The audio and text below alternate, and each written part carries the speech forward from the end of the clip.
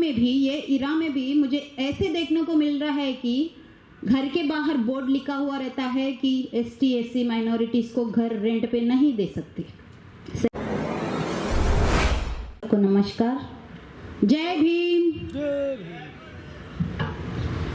तो मेरा नाम है ज्योत्सना नायक, मैं तेलंगाना से हूँ, मैं एक सोशल एक्टिविस्ट हूँ।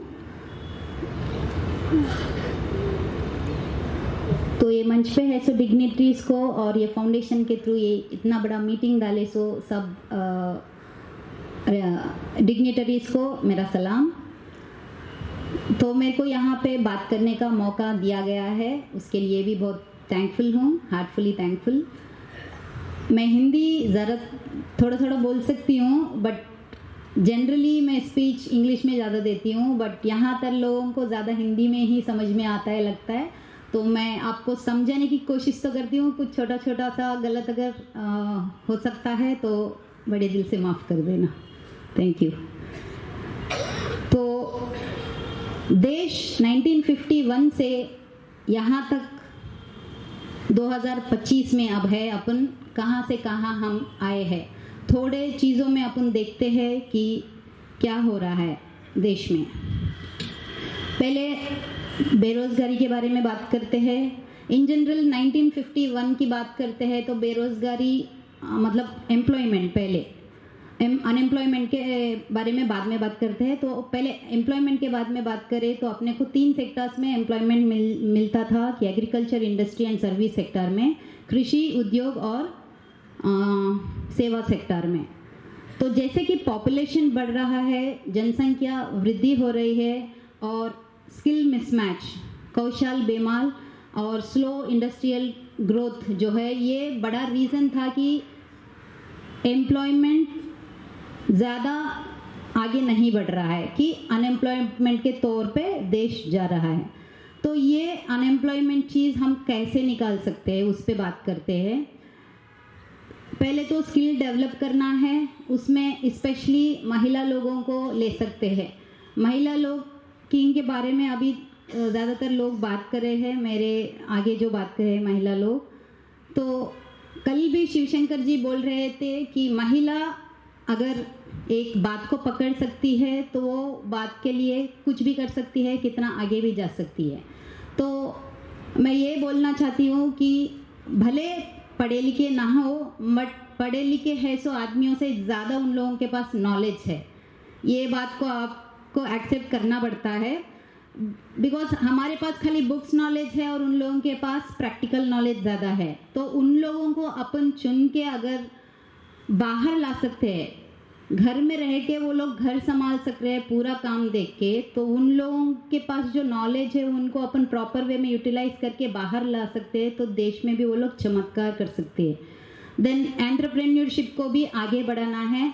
हमेशा के लिए हम दूसरे कंपनीज में जाके काम करें और अपना कमाई अपन दे के अपना घर अपन बसाए, इतना सोच नहीं रहना चाहिए। सोच बढ़ाना चाहिए कि अपन क्यों ना एक एंटरप्रेन्योर बने और 10 जन को अपन काम दे सके, उस तौर पे अपना सोच जाना चाहिए। देन जॉब क्रिएट करना है, इंफ्रास्ट्रक्चर डेवलपमेंट भी करना है।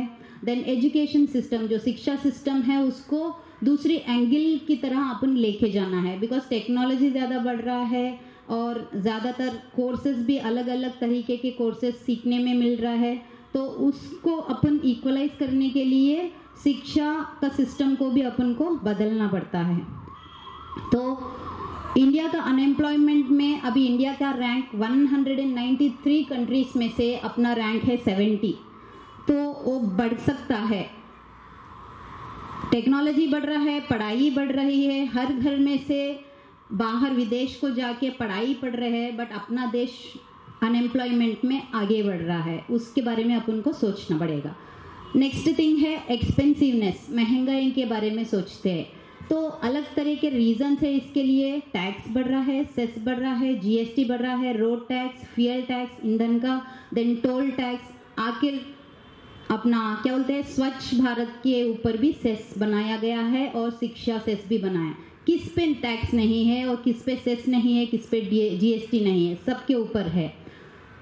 तो कल का दिन ये बात सोच के अपन को शौक भी नहीं होना चाहिए कि अपन सांस लेने के लिए भी टैक्स भरना पड़ेगा और सांस छोड़ने के लिए भी टैक्स भरना पड़ेगा। तो इसके अलावा और भी रीजंस है कि पॉपुलेशन बढ़ रहा है, और जैसे भी पॉपुलेशन बढ़ रहा है जो अपन यूज़ करते हैं गुड्स का डिमांड भी बढ़ता है। जब डिमांड बढ़ता है ऑटोमेटिकली चीज़ एक्सपेंसिव बन जाता है, महंगाई बन जाता है, तो वो पूरा लेके फिर से अपने ऊपर ही आ रहा है बर्डन, पूरा दबाव पूरा अपना देश के लोगों के ऊपर गिर रहा है।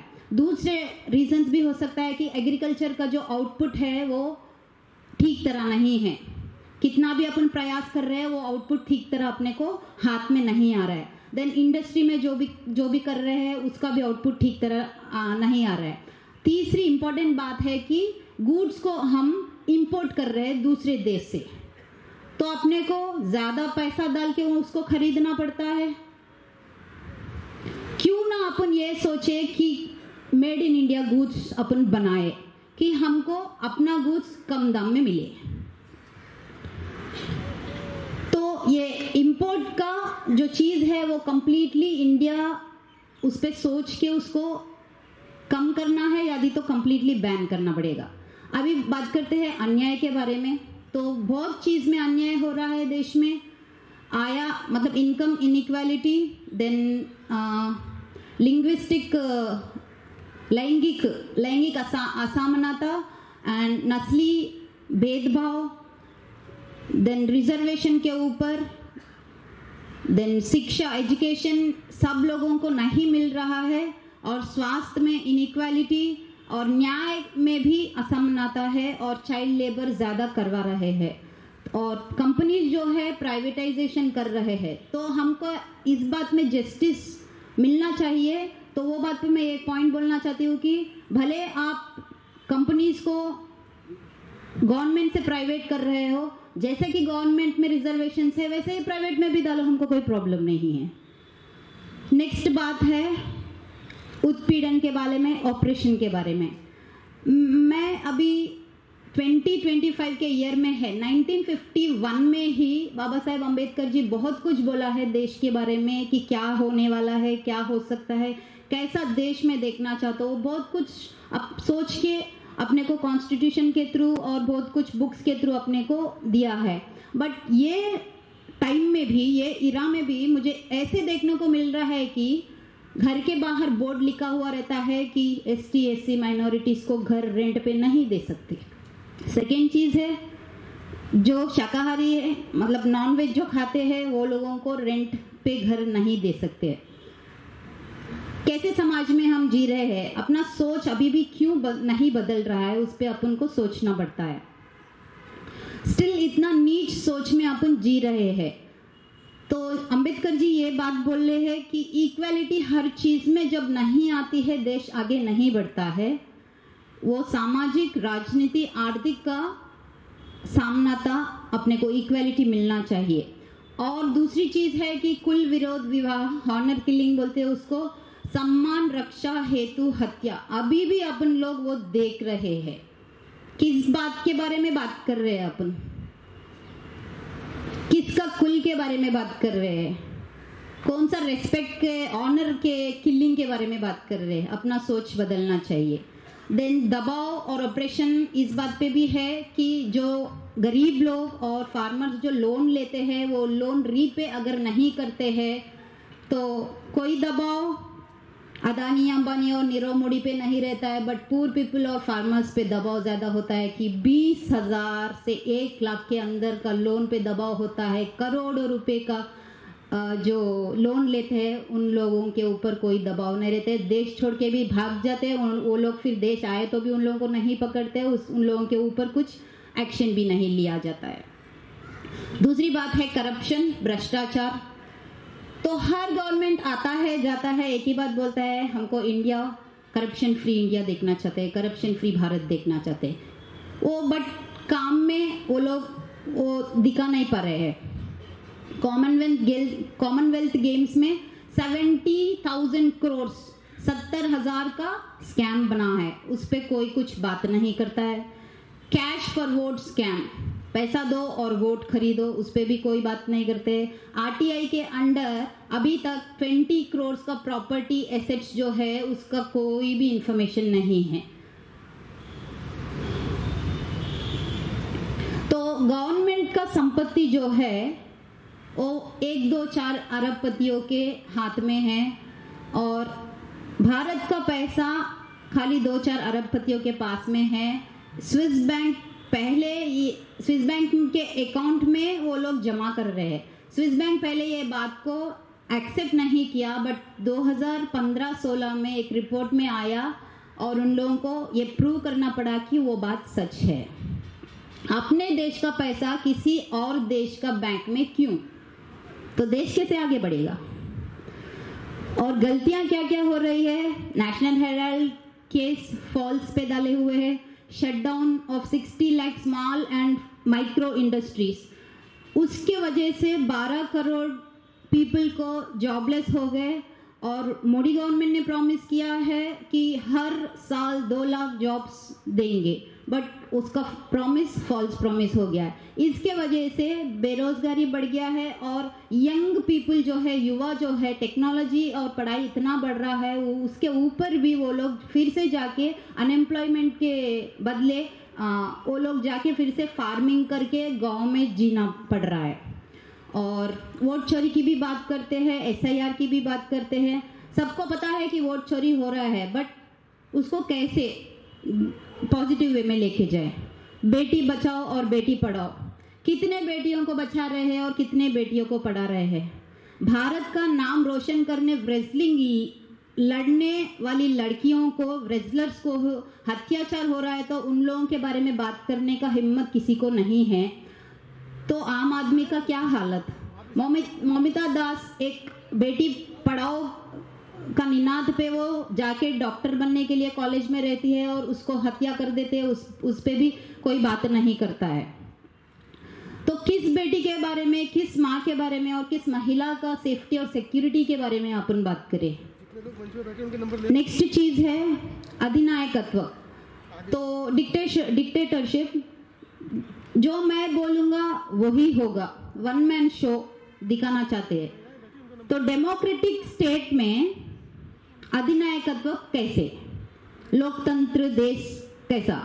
तो फार्मर्स का बिल वन साइड डिसीजन लेके बना देते हैं, उन लोगों पे दबाव रहता है। वो लोग जो फार्मिंग करते हैं वो चीज़ सडनली मतलब फास्ट में बेचना पड़ता है कि उन लोगों को टाइम नहीं दिया जा रहा है कि वो लोग जाके खुद से मार्केट में बेचें। तो ये ब्रोकर्स जो है वो लोग पहले खरीद लेते हैं, फार्मर्स को थोड़ा सा पैसा दे देते हैं, बाद में वो लोग ज़्यादा पैसा को बेच देते हैं। उसके लिए फार्मर्स बहुत प्रॉब्लम फेस कर रहे हैं। देन हर चीज़ में सोल डिसीजन लेते हैं। और अभी लेटेस्ट में अगर देखा गया तो मनरेगा 60-40% का ला के रखे हैं। इससे पहले 90-10% था, तो 40% अभी स्टेट के ऊपर दबाव है कि स्टेट कहीं पे भी मरो, तुम लोग देख लो कि गरीब लोगों को तुम कैसे एम्प्लॉयमेंट में लोगे। और उसका नंबर ऑफ डेज भी इंक्रीज किया गया है। तो मैं लास्ट में एक ही बात बोलना चाहती हूँ, क्यों रूलिंग गवर्नमेंट देश के खिलाफ है? क्यों ज़बरदस्ती से लोगों के खिलाफ रूलिंग गवर्नमेंट कानूनी कर रहा है? क्यों देश का खजाना संपत्ति 2-4 अरबपतियों के हाथ में ही है? ज़बरदस्ती वोट चोरी से गवर्नमेंट फॉर्म कर रहे हैं। वोट चोरी हो रहा है, सबको पता है। किस पे फाइट करना है? ईवीएम मशीन को हटाओ, वोट चोरी हो रहा है, ये बात पे नहीं। अपन जब तक ईवीएम मशीन नहीं हटाते हैं, हम लोग इलेक्शन में खड़े ही नहीं रहेंगे, इलेक्शन लड़ेंगे ही नहीं। ये बात पे अपन को फोकस करना है। हम सबको पता है कि वोट चोरी हो रहा है, बट उसको निकालना है। ईवीएम मशीन कंप्लीटली निकालो, बैलेट पोलिंग डालो, उसके बाद में हम लोग इलेक्शन में लड़ेंगे। तो पार्टिसिपेशन, इलेक्शन में पार्टिसिपेशन ही नहीं करो, वो अच्छी बात है। सड़क पे आओ, उस बात पे धरना करो, वोट मत डालो। तो 20 लाख ईवीएम मशीन्स गायब है। जब भी ईवीएम मशीन इंप्लीमेंट किया गया है 20 लाख ईवीएम मशीन्स गायब है। वो मशीन्स का पता जब तक नहीं चलता है, ये वोट चोरी का चक्कर चलता ही रहता है। और एक चीज़ पे अपन ध्यान देना चाहिए कि वोट को खरीद रहे हैं और वोट को बेच रहे हैं। तो ये बात पे फ्यूचर में ऐसे ऑर्गेनाइजेशंस वाले वो बात पे ज़्यादा ध्यान दे के लोगों में जाओ और उस बात पे उन लोगों को थोड़ा ज्ञान दो और उन लोगों का माइंडसेट को चेंज करने का कुछ काम करो। एंड जब तक अपन कुछ गलत देख रहे हैं देश में, क्वेश्चन कर रहे हैं कि नहीं मेरे को क्या हो, मुझे क्यों ऐसा अगर सोच रहे हैं तो ये ऐसे क्यों हुआ बोल के पूछने का अधिकार भी आपको नहीं है। जब गलत हो रहा है क्वेश्चन करो। आप ये नहीं सोचना है कि मैं अकेली हूं, आप अकेली ही आवाज उठाओ, तुम्हारे साथ पूरा देश खड़ा रहेगा। 2% के ओसी लोग जो अपर कैस्ट के लोग हैं, 98% के अदर कैस्ट लोगों को वो लोग रूल कर रहे हैं। ये बात पे भी अपन सोचना पड़ेगा। जब तक अपन उन लोगों को चांस देते ही रहेंगे तब तक ये देश ऐसे ही चलेगा। जैसे मैंने बोला अकेली हूँ बोल के नहीं सोचना है। आज मैं तेलंगाना से अकेली आई हूँ और यहाँ पे आपके सामने इतना जोर से बात करने का ये टाइम लिया है और चांस लिया है, ये मेरे लिए बहुत बड़ी बात है। जो गॉड मुझे ये अपॉर्चुनिटी दिया है उसको भी मैं थैंकफुल करती हूँ और BAMSEF को भी मैं नमस्कार करती हूँ। जय भीम, जय संविधान, जय भारत।